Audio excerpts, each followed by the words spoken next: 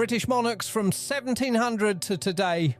William III, 1650 to 1702, reigned 1689 to 1702. Dutch war king at the start of the 18th century. Tough general.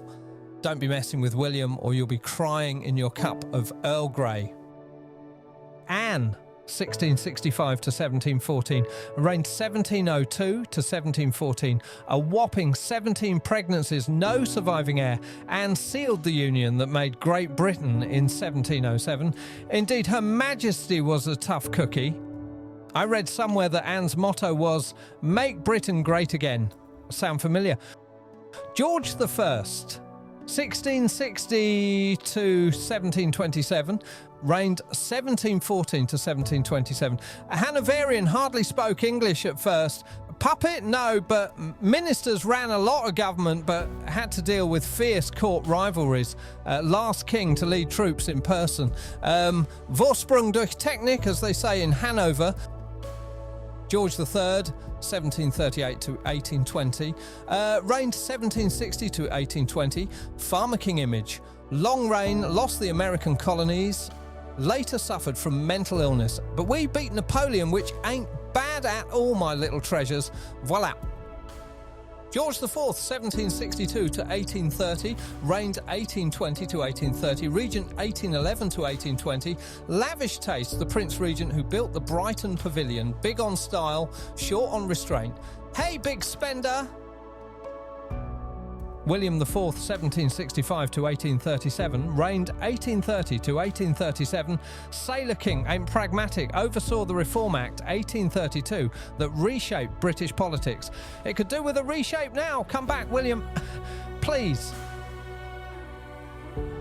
Victoria, 1819 to 1901, and reigned 1837 to 1901, Queen of an empire, stern widow, and the face of an entire era.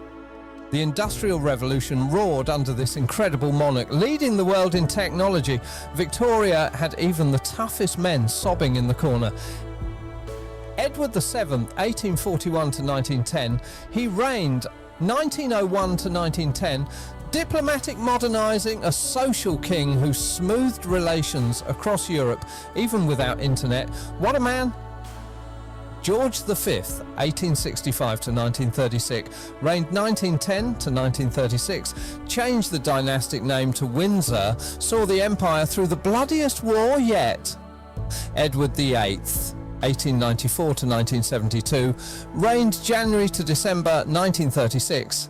Very brief, scandalous, and chosen by headlines, Edward was the only monarch to voluntarily abdicate for love, giving up the throne in 1936 to marry Wallis Simpson, a reluctant king who became the voice in Britain's darkest hours, a symbol of resolve. Oh, Edward, you're such a romantic soul. George VI, 1895 to 1952, reigned 1936 to 1952. Known for his stammer and shyness, George became a symbol of courage during World War II, staying in London throughout the Blitz and lifting spirits with his radio speeches. He didn't even want to be king. Tough luck, George. Such is life, being a royal. Quickly move on, shall we? Elizabeth II, 1926 to 2022, reigned 1952 to 2022. Steady, long constitutional, a fixture across 7 decades and countless changes. Loved the world over. Poor Charlie was worried he would never see that crown. Sleepless nights and fingernails eaten right up to the elbows, I bet. Charles III, you finally got your chance. Born in 1948. Reigning from 2022 to date, exceeded 2022, crowned in 2023. Environmentalist voice, a moderniser in a very different constitutional age.